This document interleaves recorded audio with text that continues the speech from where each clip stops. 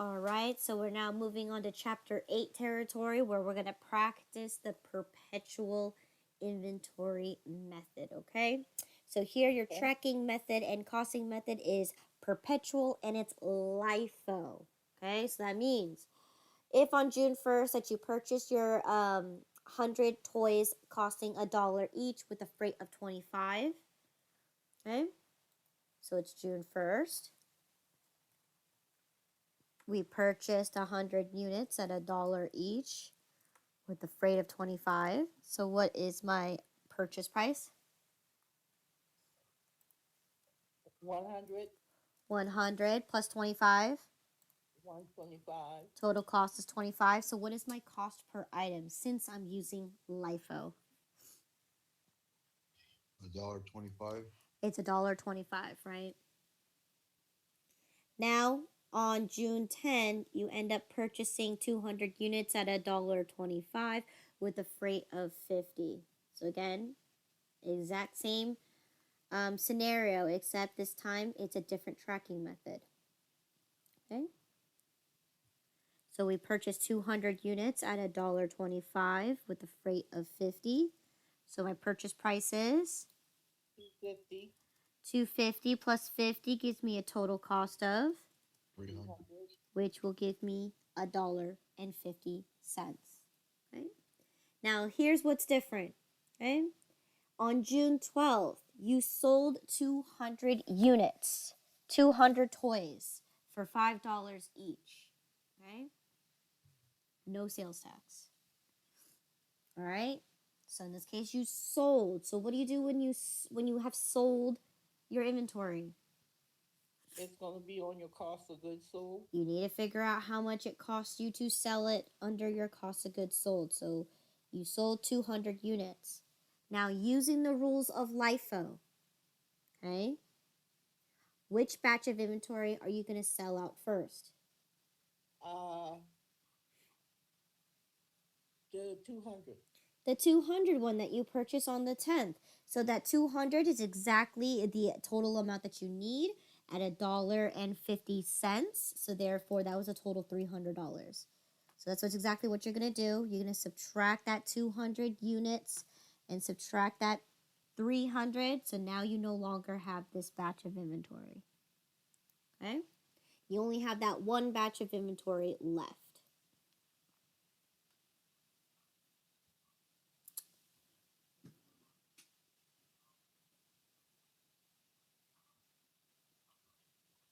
Do I not have to strike through? Oh, right here, strike through. Okay? You only have 100 batch left. Okay? So then on the 15th, you decided to purchase 300 toys costing $1.50 with a freight of 75. Okay? So it's the 15. We purchased 300 units at $1.50 with a freight of 75. So what's my total purchase price here? 450. Excuse me.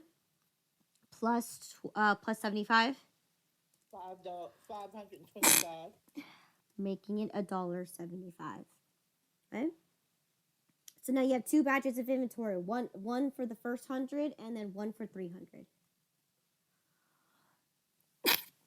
Excuse me. So last thing, so here on June 20th, you end up selling 250 toys for $5 each. Okay? So June 20th. Going into your 300. You're going to dip it into your 300, which costs me right now how much? What's my cost per item? $1.75. So in this case, I have to calculate this. Yes. How much? $1.75. Mm-hmm. So 250 at $1.75. 437.50.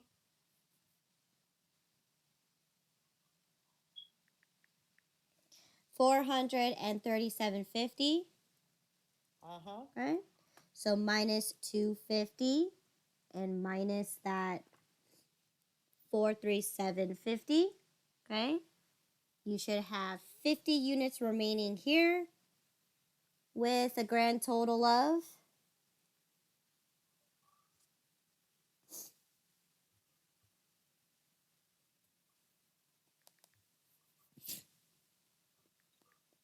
$87.50.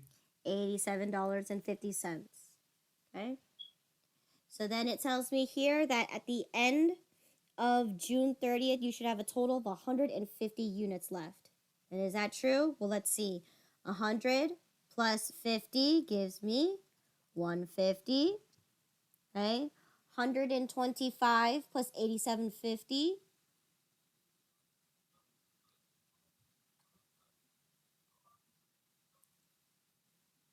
$212.50. 212.50. Okay. And then let's tally up our cost of goods sold here. So how many items did we sold in grand total? 450. At a grand total of 737.50. Right? 300 plus the 437.50 gives you 737.50. Okay? So there you go. Answer the questions. What is the total cost of your ending balance? 212.50. 212.50. Okay? And what is the total cost of your cost of goods sold? 737.50. 737.50. Okay? Now, I might add answers that are to the other methods in the answer. So make sure the whole point of me doing this is to make sure that you are doing your calculations correctly. Yes, question. What two numbers do you add to get 737? So in this case, my my cost of goods sold, right? If I sold 200 plus 250 gives me 450. It cost me for the first batch for 200 was that $300, and then my second batch cost me $437.50. I just added those two numbers together. That gave me my total cost of goods sold. Okay, thank you. Right? So, next one here is use the following information to answer the next two questions. So once again, same exact scenario, only difference is that your costing method is now perpetual moving average. Okay? So in this case, you could copy the very first, well, actually, no, you have to go ahead and go through each and every single one of them. So June 1st, we purchased 100 units at $1 each with a freight of 25. So June 6th, 100 units at $1 with a freight of 25. Okay? So right now, because it's my very first batch of inventory, my average cost per item is $1.25. Okay? But then on June 10, I end up purchasing an additional 200 units. So June 10, 200 units at $1.25 with a freight of 50. So in this case, my purchase price here is $250. And my total cost is $300. Okay? Now, what makes this one different?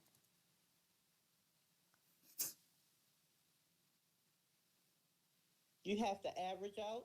You have to average them out. So tally up your total. So in this case, what's 100 plus 200? 300. 300 units. Okay? And then what is 125 plus 300? 425. 425. So then now, what is my average cost per item right now?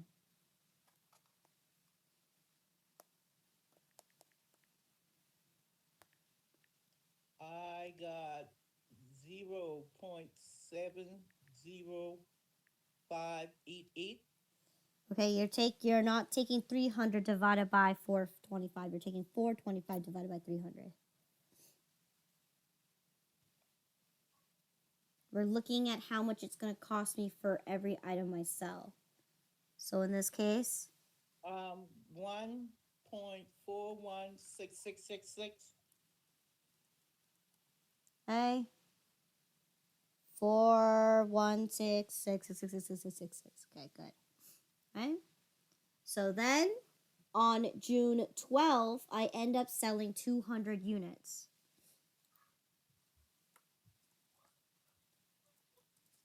right? My current average cost is that $.416667. So make sure you add up to those 6 decimal places. So what's my grand total cost for selling 200 units? 283,333. Okay? So you're going to subtract this number 200 minus that 283.33, right? And you should get your remainder of 100 units at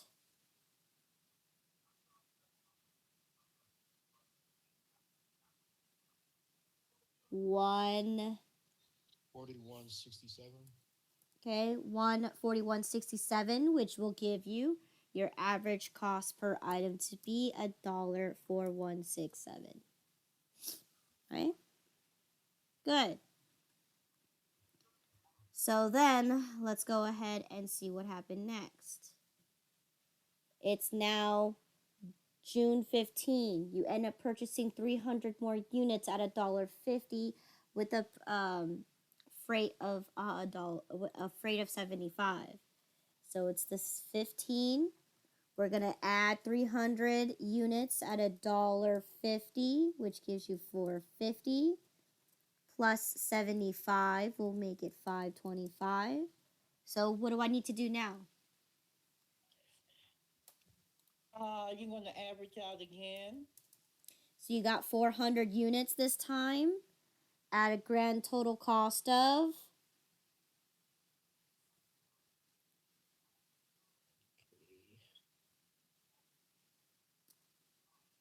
$666.67. $666.67, okay? Which will give me an average cost per item of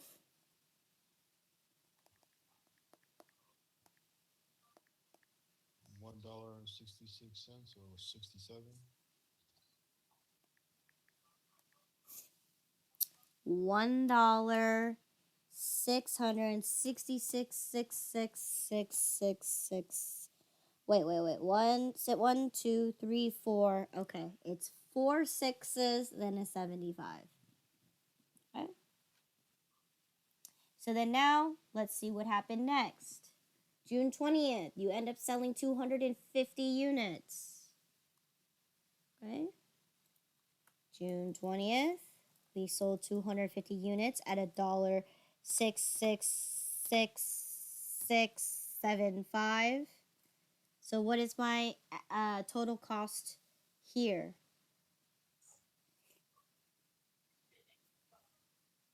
416.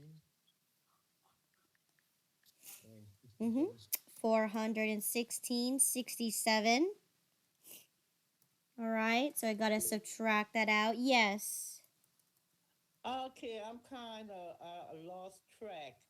Uh, for that 666.67, did we calculate the dollar like 141.67 to get that 667? Okay, you're asking me how we got that 1.667, right? No. I'm asking the for the total amount off the with the quantity of 400. What quantity of 400? So quantity of 400, right? So we added Uh-huh. up our remainder from our previous batch, which was 100, right? Right, We just purchased 300 more units. right, So that gave me a total 400, right? right. Now that remaining 100 cost me $141.67. Uh-huh. I'm going to add my purchase of $525. And what do you get? Okay, you get the 66667. Okay. Yes. And then Uh, now I need to solve for my average cost per item, which is taking that 66667, dividing it by 400 to get me $1.66675. right. Okay. Mm-hmm. Okay. So now that I sold 250 at $1.66666675, I get a total of $416.67. So I'm gonna go ahead and subtract that out, right? What is 400 minus 250? Right, you should have 150 left. Yes. And then out of your 6667 minus 41667, how much should you have left?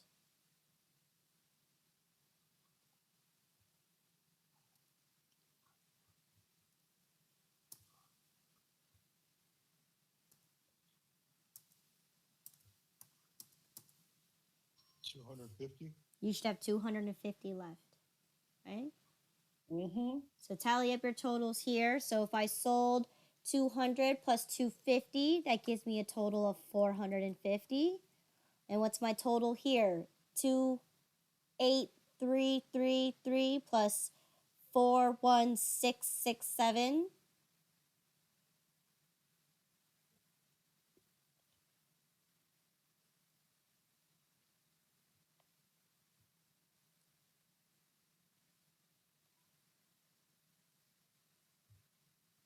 $700. You got a grand total of 700. So what is the total cost of your ending inventory on hand? 7. Total ending inventory is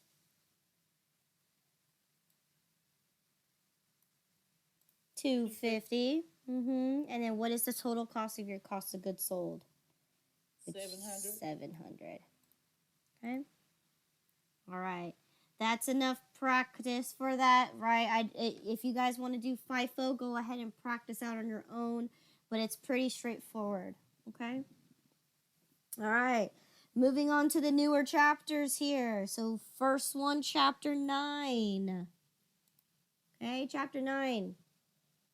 Use the following information to answer the next question.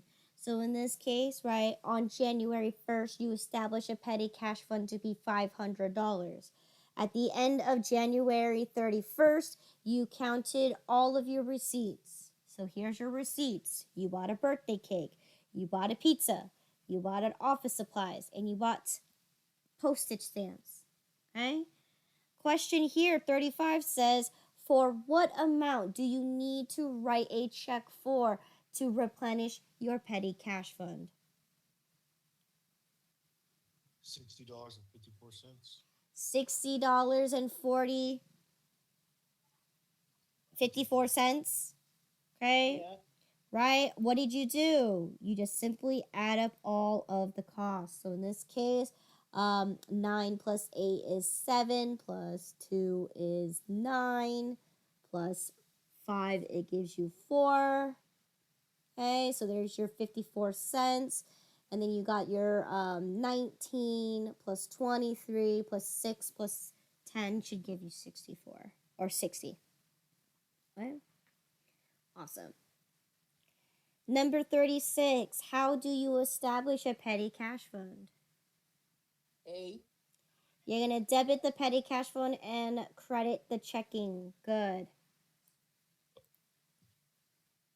Okay. Number 37, how do you replenish the petty cash fund?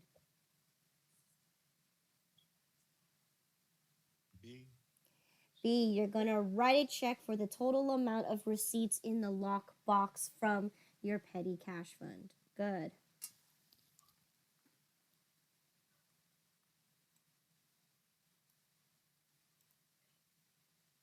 All right, now moving on to chapter 10, number 38.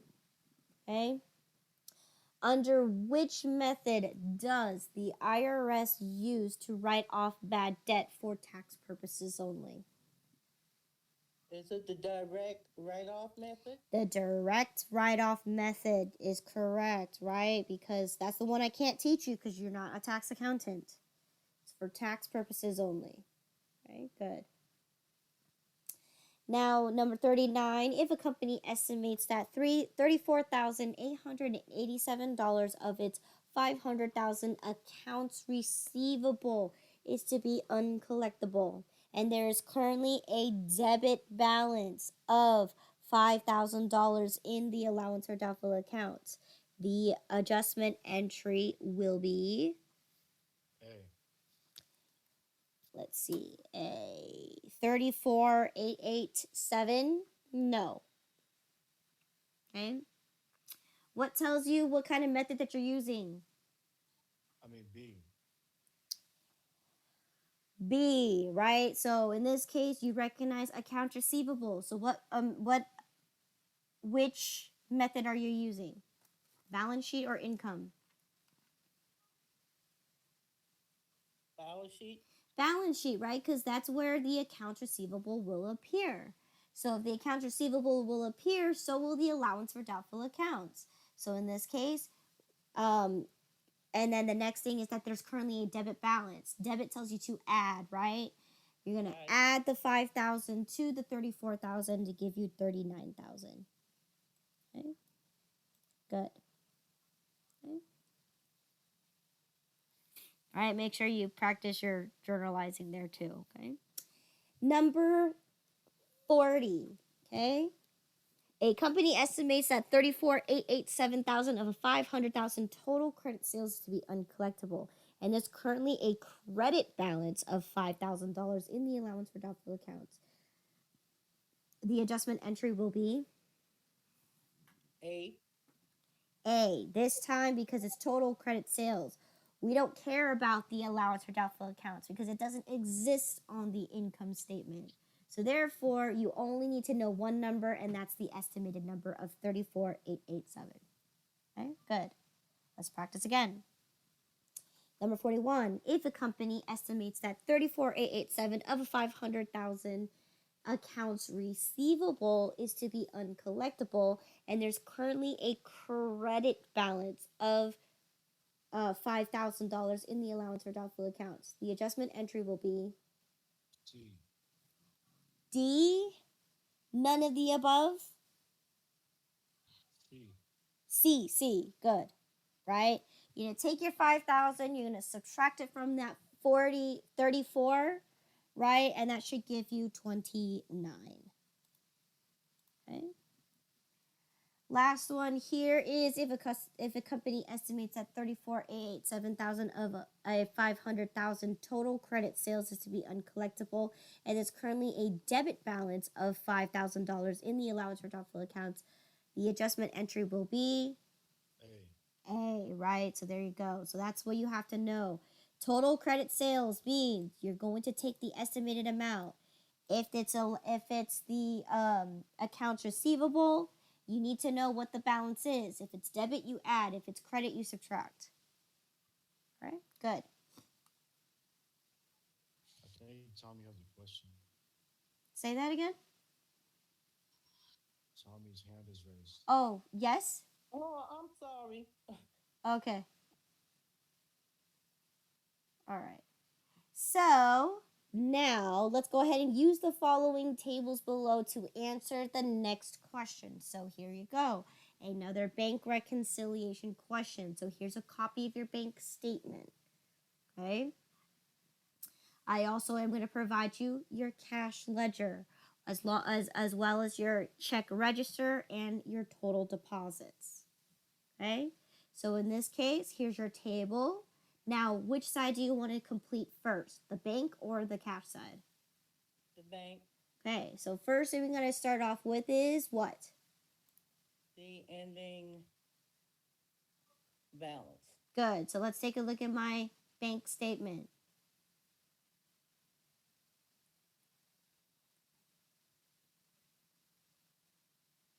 And that's 1,088. 1,088.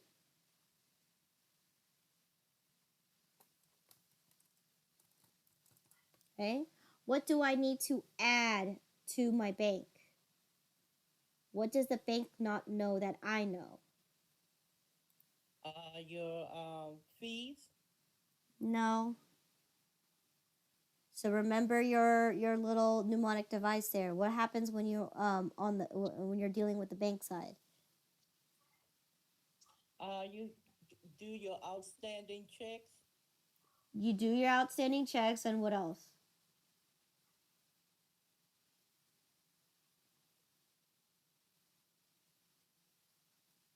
And your deposits. Your deposits. Good. So deposits. So let's take a look on my end, right? How many deposits have I made?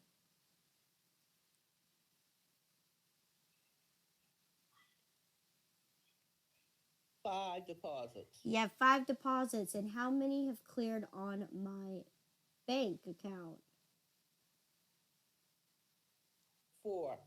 4. So let's go ahead and check mark them. Okay, so 360, 297, 284, and 126.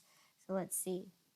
We got my bank deposit for 360, 297, 284, 126. So which one am I missing? The 483. 483. Okay. We're missing $483. So therefore, I'm going to add this deposit. Okay, so deposit for $483. Okay. And then now I need to subtract what?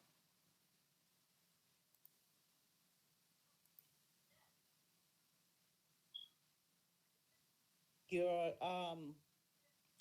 outstanding check. Your outstanding check. So let's take a look at my check register. How many checks have I written out?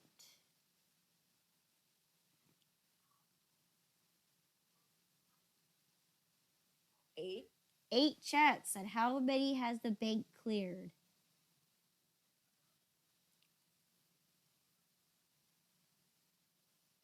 5. Only 6, right? So 6 out of 8. Which one am I missing? 6 and 7. You're missing check number 306 and check number 307. Okay, so how can you count the one that has non-sufficient funds?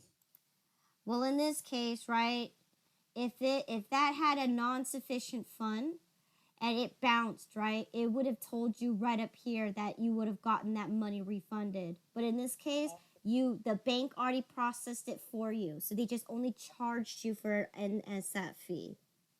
Okay. That's how you know.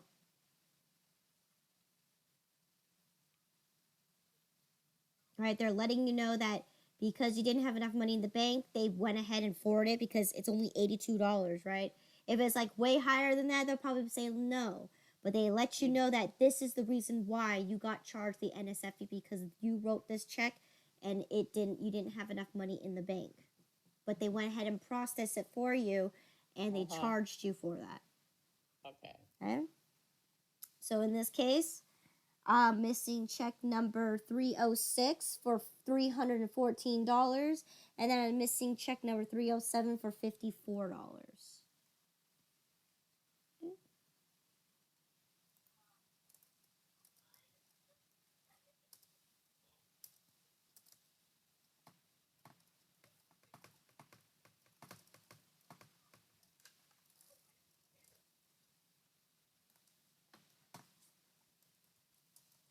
So how much am I subtracting here?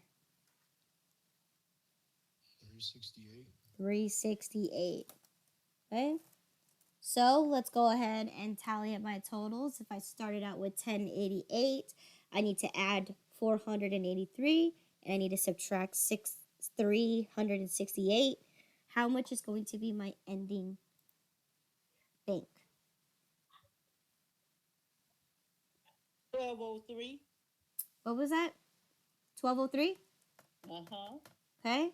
Now that doesn't mean you can stop here, because we might end up getting not a balanced number. So in this case, cash side, I need to start with what?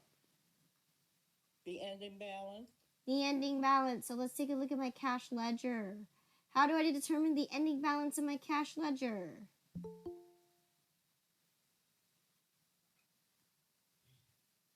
Okay, it's 1153. 1153 is correct.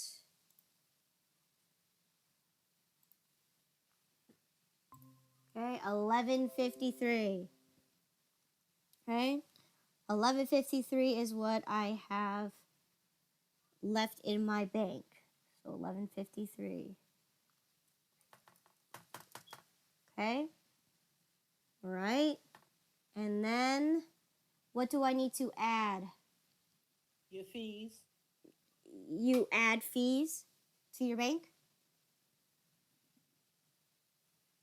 Checks, No, not checks. You already done that on the bank side. deposits, Deposits, you've already done that on the bank side. We're looking at what you don't know, right? What has the bank done for you that you don't know? Okay, it paid for the check. The non-sufficient funds. Is that something that you identify as something you need to update in your checking account?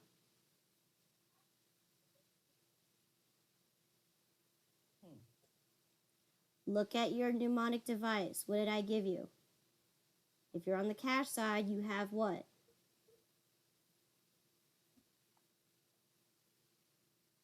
interest, Interest, right? Interest and ACH. So let's take a look at my bank statement. Do I have any of those? So again, the bank Yes. can collect on your behalf interest that you collect from your customers. Auto clearinghouse is when customers pay with via credit card, right? Right. We call that an auto clearinghouse. So in this case, how much has the bank actually collected for you? $125. $125 for ACH, and how much interest? $75. $75 worth of interest, right?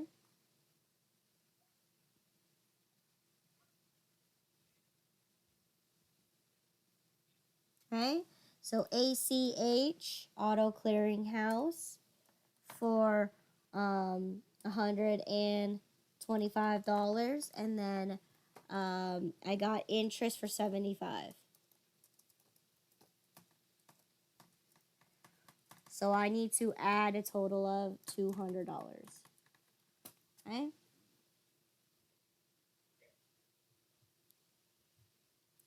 All right, and then now what do I need to subtract from my checking account? fees, Fees, right? Because the bank already took the money out from my checking account, but I don't know that because it's automated, right? They automatically take it and they don't let you know about it. So in this case, what are my fees that I have subject to pay? Service charge and NSF. So you got charged $100 for services, and you have to pay a charge of $50 for writing an NSF check. Okay, so you got service charge,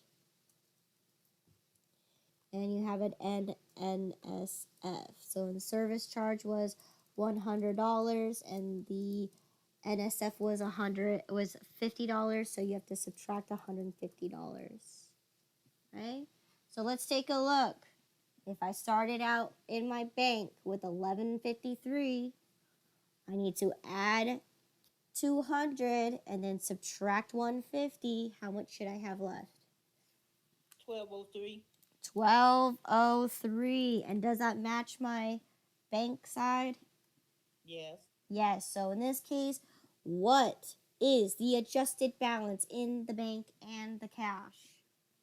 1203. 1203. Very good, right? Like I mentioned to you guys, I'm going to keep it sweet and simple. On your bank side, you're going to have dues, right? Deposits and transfers and outstanding checks. On your cash side, you're going to have IFs, which is interest and fees. Okay? All right, number 44. Okay?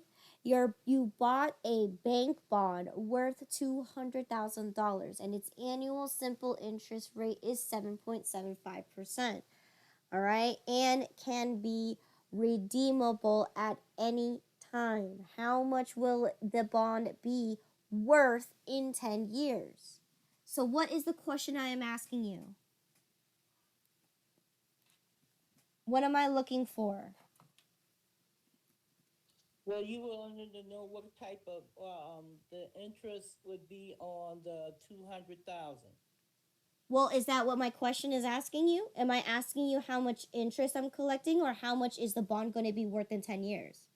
Yes. So you're asking for the future value. I'm asking for the future value. That's key point because this is what I need you to know. You need to know what question I am asking you because I can also include the interest as an answer. Right? So in this case, I am looking for the future value. How do I determine the future value? Um, The bond times the interest rate times the number of years. That's to solve for the interest. How do I solve for future value?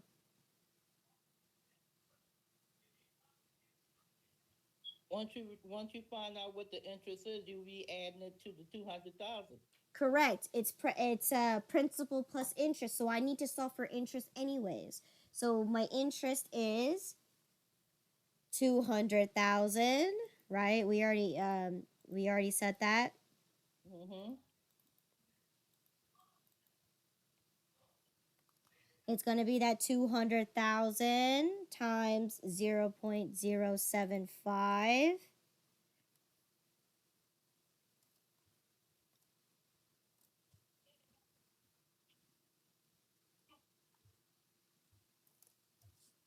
So 200,000 times 0.0775 times 10 years, right? So what are you going to get for your interest? 155,000.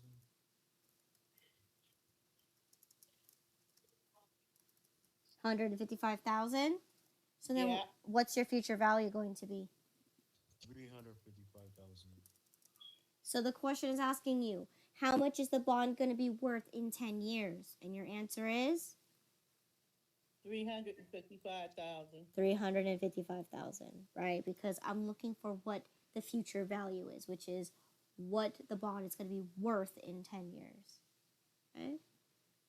So here's another simple interest here because I'm not going to test you in compound. Okay, so 45 here is a credit card company lets you borrow $500, okay, at a simple interest rate of 28.9%.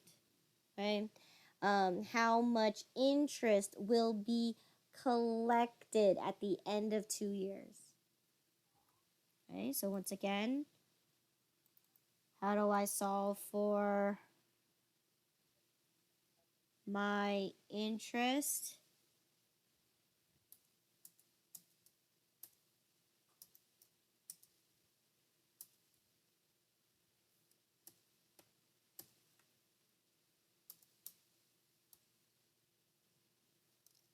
$289. For 2 years? Yes. $289. Mm-hmm. Okay, so then what's my future value? 789. Okay, so the question is asking how much interest are you going to be collecting in 2 years? And what the answer is $289. 9. Okay, good. All right. Question, so now we're on chapter 11, question 46. Okay. Okay. What fixed assets can never be depreciated? Land. Land. Okay. Number 47. If fixed assets are depreciated, then intangible assets are Amortized. amortized. Good. Number 48. If a machine was put into service as of January 19, what do you start when do you start depreciating? February 1st. Yes, February 1st, because 19 is less than 50% of the month, so therefore February 1st would be the correct answer. Good. Okay. Number 49, GAAP depreciates what two components? Okay, B and C. D. D, B and C only, right? The estimated useful life of the asset and the salvage value, right? It doesn't do partial years. Good. Okay. Number 50, okay? What are the three depreciation methods? All. All of the above, right? So make sure you do know every single one because we're going to practice them, right? We're going to practice them in a few minutes here. 51, okay? Under the double declining method, at the end, book value must be equal to, The salvage value. it has to be equal to salvage value. Okay? All right, let's go ahead and practice. So we have all three methods here. So let's practice each and every single one, and then we'll be done for the day. So here you go. Use the table below to answer the next two questions. So here you go. You purchased a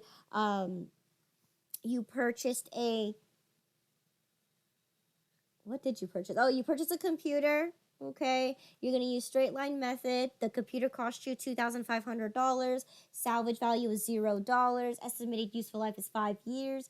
Date that you placed into service was January 5th. Okay, so let's go ahead and, right, because the question's going to ask you, what is the depreciation expense for year 1 and year 2? So let's go ahead and, what's my depreciation basis for straight line? 2,500. 2,500, right? So your asset cost minus salvage value. So 2,500 minus 0 will give you 2,500. Right? What is the depreciation rate? 5 years. 1 over 5 years. So what does that give you?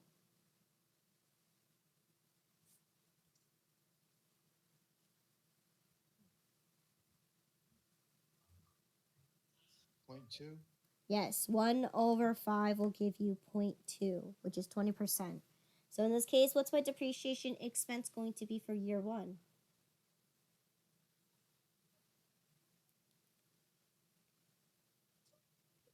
500. Yep, it's going to be basis times rate, right? So 2,500 times 20% will give you $500. Okay, so that should give you accumulated as 500. And what's your book value? 2,000. 2,000, right? It's going to be your asset cost minus the accumulated of $500 will give you 2,000. Okay. What about year 2? What's my depreciation basis? 200. No, not depreciation basis, not 200. What was that? Is it the 2,500? 2,500 because it's your asset cost minus salvage value, so 2,500. Okay, what's my rate going to be? 0.2. It's going to be the same, right? 1 over its estimated useful life, okay, of 5, so it gives you 20%. So how much is your depreciation expense going to be? 500. It's going to be another 500. So therefore, accumulated is 1,000. 1,000, which will give you your book value to be 1,000. not 1,000, 1,500, right? Your asset cost, not book value. Okay, 1,500. All right, so here's the question. So what is the depreciation expense for year 1 and year 2? 500. $500. Okay, and what is the book value for year 2? 1,500. 1,500. Okay, so be careful because I added the other answers that could be possibilities. Okay, all right. So again, use the table down below to answer the next two questions. Right, so we end up buying a printer. We're going to be using units of production here. The number of units that it could produce is 10,000 pages. You purchased it for $500. Salvage value is 0. Date that you placed in service was January 2nd. So how do I solve for my depreciation basis?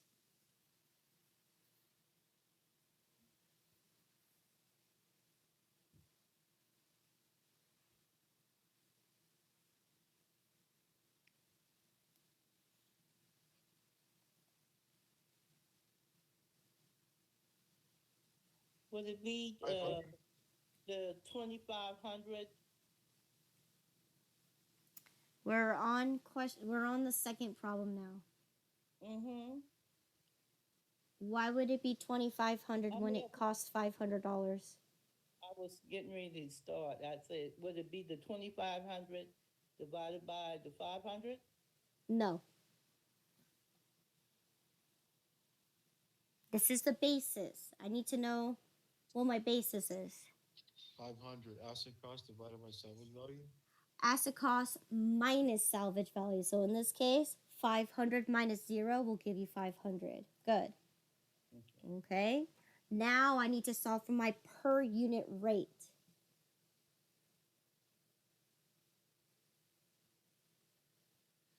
What's my per unit rate going to be?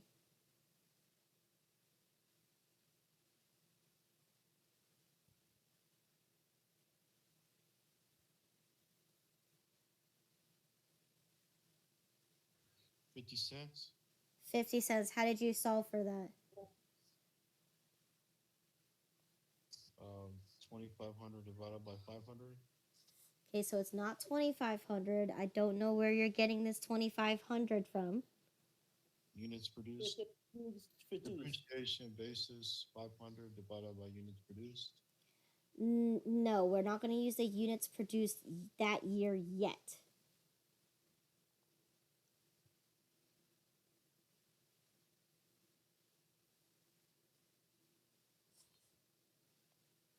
Okay, so how do you solve? I want to know how much it's going to cost me for every page that I produce. How do I do that? It's the same thing as cost per item, right? 5 cents. 5 cents. How did you solve for that? Depreciation basis 500 divided by number of units produced, 10,000 pages. Excellent, right? So you take your 500, which is the depreciation basis, divided by the total number of units that it could produce, right? So that means you're going to get 500 divided by 10,000, which should give you 5 cents per page, okay? So then how do I solve for my depreciation expense? Okay, if I produce 2,500 units that year, how much depreciation am I going to be calculating?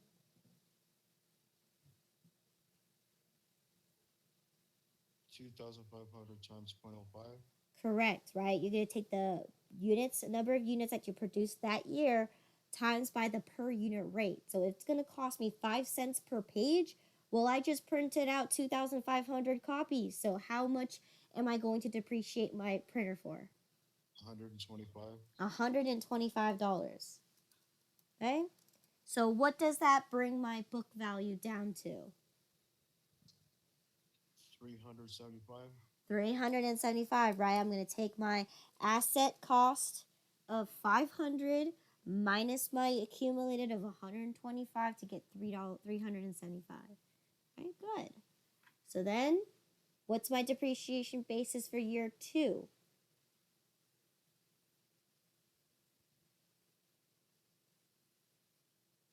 $500. Yes, because it's still going to be your asset cost minus salvage value. So in this case, it's still $500. Now, what's the per unit rate? 5 cents. Yes, it's going to still be the depreciation basis divided by the total number that it can produce, which is 10,000. So it's still going to be 5 cents per page. But this time for year 2, I only produced 2,000 pages. So how much is it going to cost me? 100. 100. $100, right? So therefore, your accumulated is, 225. and your book value is. 150. 250.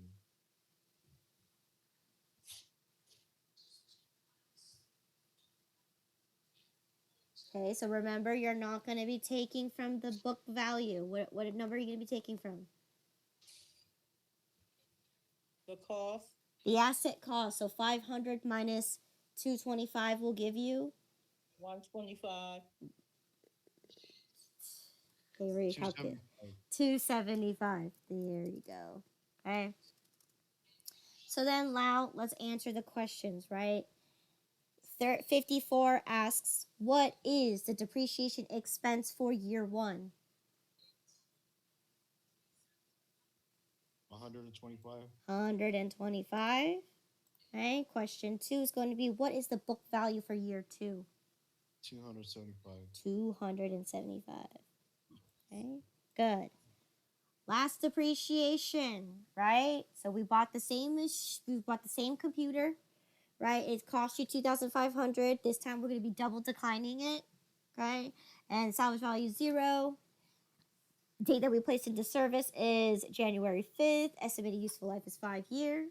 So what is going to be my depreciation basis for the first year? 2,500. 2,500 because it's going to be the beginning of the year's book value. So in this case, we are starting depreciation, so it's going to be my asset cost of 2,500. What's my depreciation rate?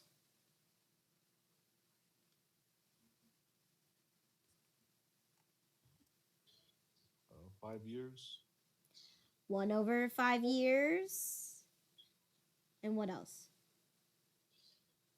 0.2. Not 0.2. Times the asset cost. Not the asset cost. LB 0.4. Because it's going to be 1 over the estimated useful life times 2 because you're depreciating it twice as much.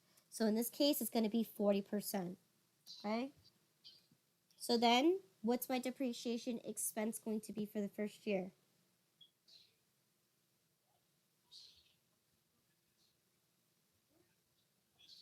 $1,000.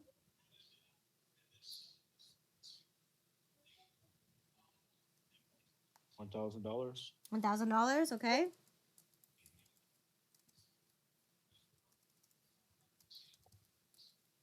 So what's your book value going to be? 1,500. So then what is your depreciation basis for year 2? 1,000. 1,000.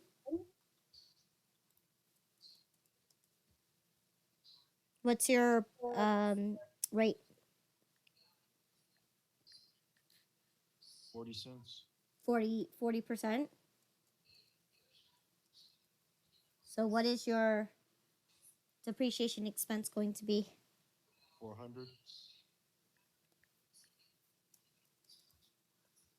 Accumulated. 1,400. And your book value?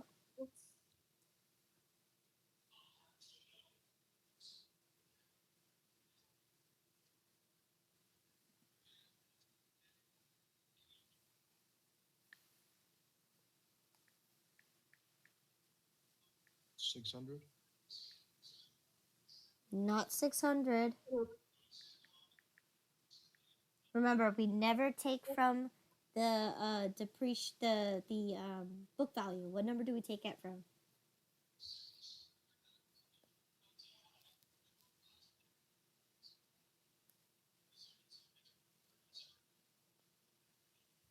We take it from the asset cost, right? What was my asset cost?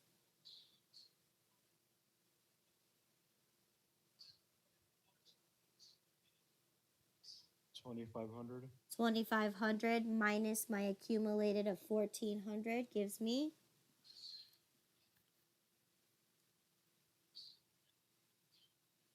900. Hold on, let me take a look at this again. 2,500 times 40% will give you 1,000. 1,000 minus 2,500 gives you 1,500. So then your depreciation basis should be 1,500, not 1,000. Okay? And then if it's 1,500, then you have to recalculate this. What's 40% of 1,500?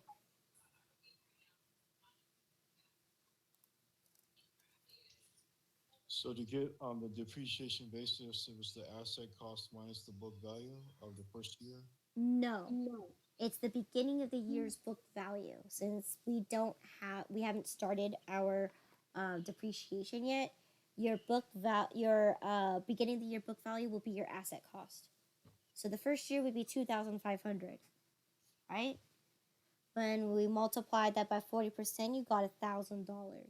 So therefore, you took off $1,000, so you should be left with 1,500. That's your new book value. If your book value at the end of year 1 is going to be 1,500, then what's the beginning of year 2? It's going to carry that value over. So in this case, it's 1,500 instead of 1,000. Okay. So then 1,500 times 40% will give you 600? 600. So therefore, this should be 1,600 instead. Okay. So what's your book value now? 1100? Let's recalculate that again. 900. 900. Good, right? We're going to take the asset cost minus the accumulated, right? To get 900. So let's go ahead and answer the questions. Number 56. What is the depreciation expense for year 1? 1000? 1,000. And last question of the day is going to be, what is the book value for year 2? 900. $900. Okay? Any questions any questions in regards to the study guide and everything that we learned from the study guide?